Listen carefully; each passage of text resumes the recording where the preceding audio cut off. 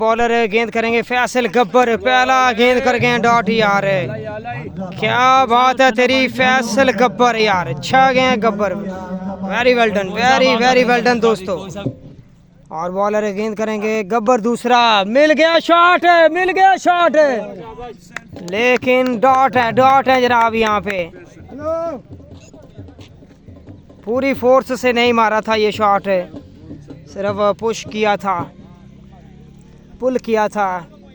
और 2 गेंदों पे बगैर रन्स के क्रीज पर मौजूद हैं गुलाम सदीक वूला।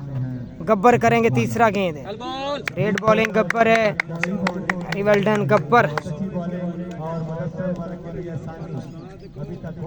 जबरदस्त परफॉर्मेंस, वेरी वेल डन दोस्तों। और गेंद करेंगे, बहुत ही अच्छा शॉट है, ये छक्का मिल जाएगा, ये छक्का आ जाएगा यार, बाउंड्री मिल जाएगी दोस्तों। और अब इनके बॉलर भी आ चुके हैं, हरून पेसर भी आ चुके हैं जनाब। जबरदस्त मैच, जबरदस्त टक्करे, जबरदस्त मुकाबले। वूला